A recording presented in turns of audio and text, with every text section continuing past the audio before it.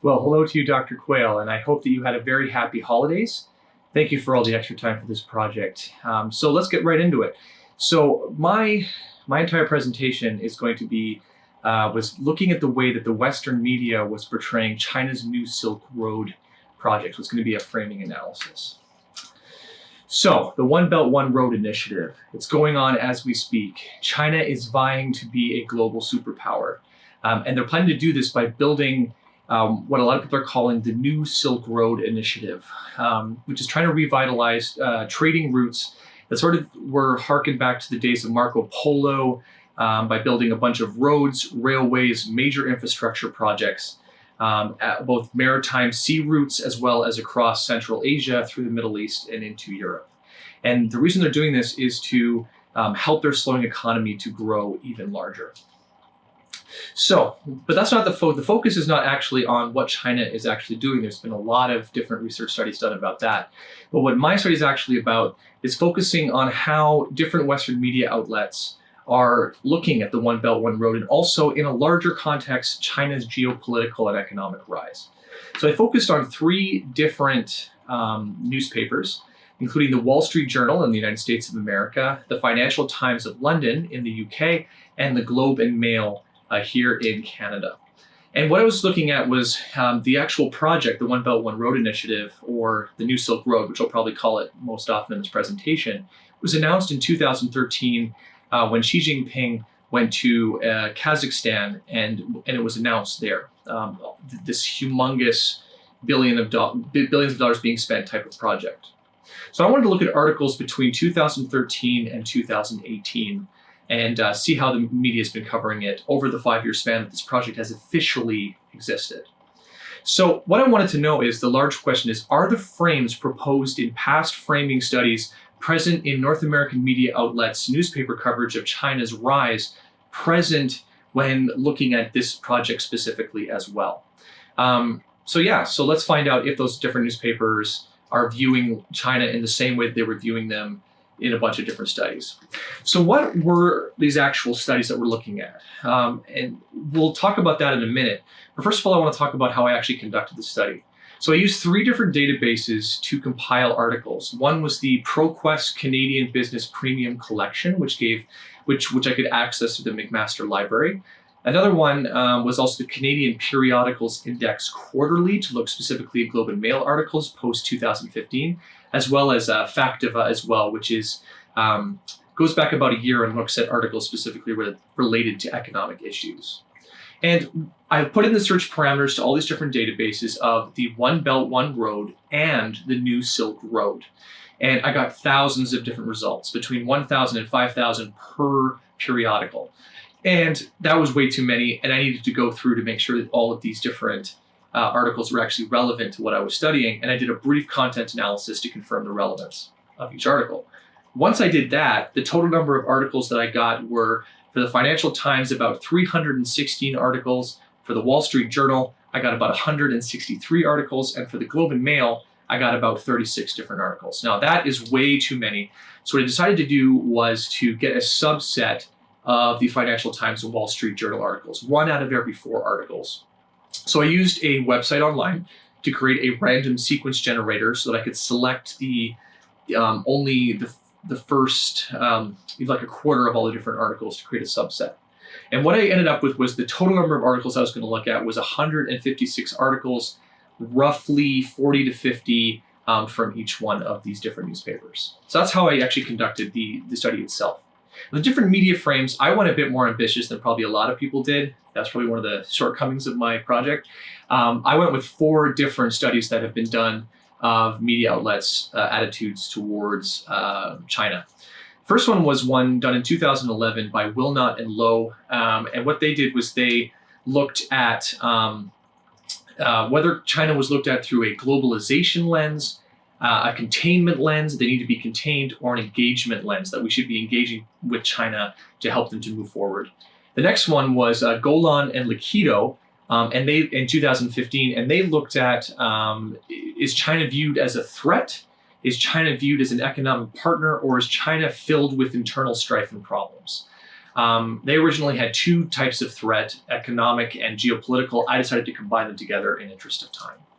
Another one was Wilke and Akhtazi in 2011 looked at 6 different media frames that the Western media used. First one was societal skepticism.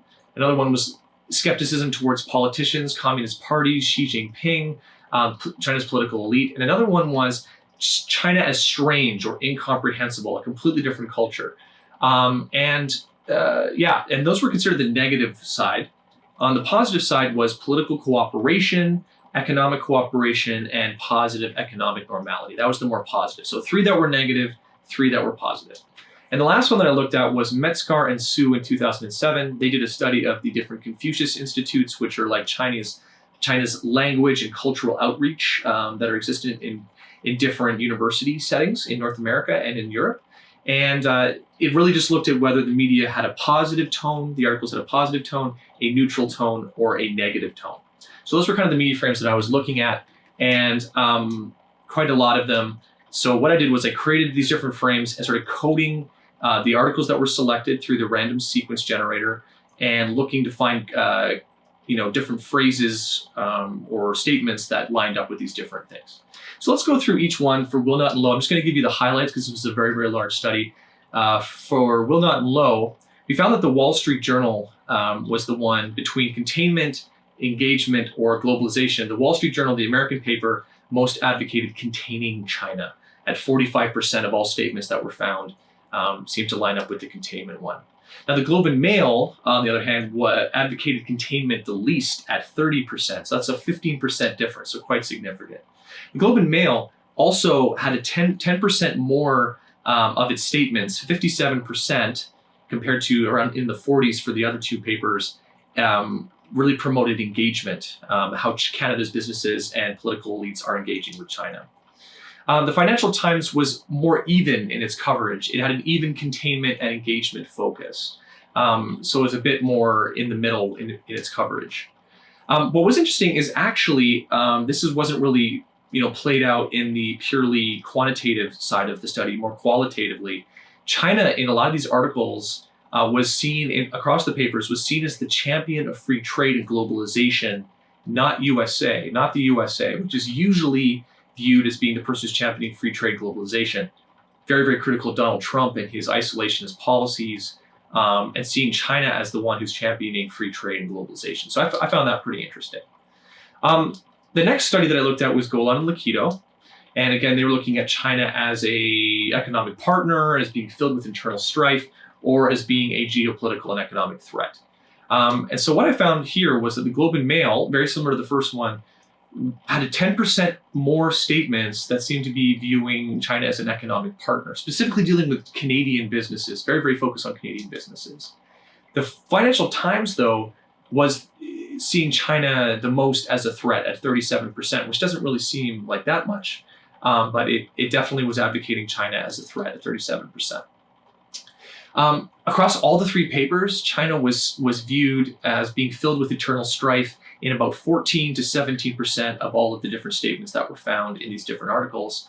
And it was fairly consistent across the board. And specifically the issue that was focused on the most was the persecution of the Uyghur people. The Uyghur people live in a province in northwest China called Xinjiang, and that's right around where the Silk Road begins its course through Central Asia. So it's a very, very strategically important place.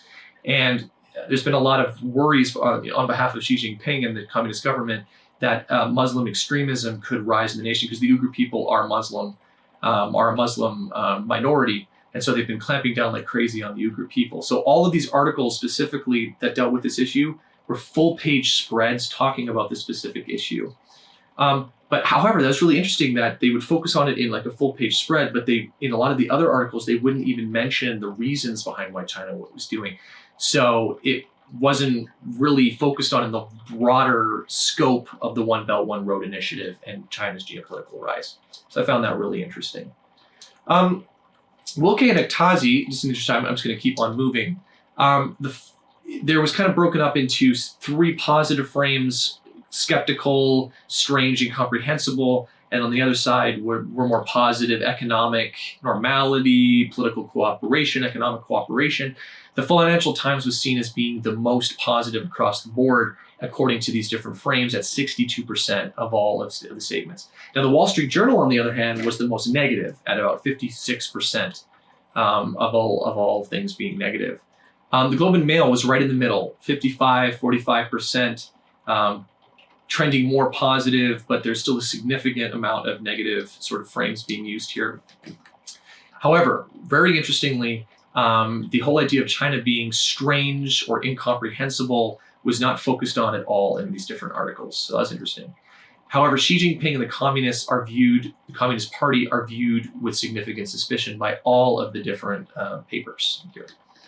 37 to 45% of statements, though, were referencing positive cooperation, whether it's political or economic. So lots of skepticism, more negative, but at the same time, very focused on political cooperation, economic cooperation. So going on to positive and negative, Metzgar and Su, between whether these articles have a more positive, negative, or sort of neutral tone, the Globe and Mail was evenly split right down the middle. There were 37% that were positive articles, another 37% that were negative, and then 26% were neutral. The Financial Times of London was the most negative at 39%, barely beating out the Wall Street Journal. But the Wall Street Journal was actually the most negative at 51%. So significant amount of negativity there. But overall, if you take all the articles together, whether the tone of the article was more negative towards China's geopolitical rise, economic rise, definitely trending more negative at 42%. So 65 of the articles, 156 articles, were seen as negative. 29% were positive, and about 29% were neutral. So a significant amount of negativity. So what does this mean overall? Because my study was pretty big, probably a lot bigger than a lot of other people did. So my conclusions overall were this. Many of the media frames that were proposed by the 4 past studies are still present, with the exception of one, the whole idea of strangeness or incomprehensibility. China's not a strange quantity. They're seen for what they are, a modern nation that is moving forward at a breakneck speed to become the #1 economy in the world by 2020, I think it is. People know what China is at this point, it seems. The Globe and Mail was the most positive across many of the paradigms and was focused more on Canadian issues specifically and how Canadian businesses and political elites are sort of cooperating with China. The Wall Street Journal and Financial Times, though, had a more global focus in their articles, and it seemed to echo each country's place in the global economy. So USA is a superpower, and they have more to lose to China because there's a lot of worries about China taking first place. So the Wall Street Journal seems to focus on that more. The UK, though, is a financial hub. It's kind of, in Europe, it's doing lots of trade with different nations, different places, and it holds more of a global view of what's going on, specifically referencing India a lot, and different global allies. Canada seems to be torn between the traditional allies in the United States and new opportunities and more of a focus on globalization, multiculturalism, engagement economically. So it seemed to kind of echo what the stereotypical idea of the different countries are. Also, what was significant was Xi Jinping and the Communist Party really have a lot of work to do to counter the Western media's more negative coverage. I mean, they're trying to promote this One Belt, One Road or, New Silk Road as being this positive thing. And it seems that the Western media is still a bit skeptical and seems to promote a more negative view overall. And specifically, some of the things they're going to have to overcome is the treatment of the Uyghur population in northwest China, this view of growing authoritarianism that Xi Jinping is sort of a dictator for life since he can't really be voted out at this point, sort of in the vein of Mao Zedong, but sort of a more modern global free trade version of him. And also China's seen as having a slowing economy, and that's seen as a concern in many of these papers, articles. So that's my presentation. Thank you very much for all the time that you've given me. I've taken up significantly more time, but the study was pretty large. But I also didn't have time for questions because there's nobody here except for you, Dr. Quayle. So thank you very much. This will be the last thing that I create for the university, and just thank you for all of your help. All right, we'll talk to you later. Bye.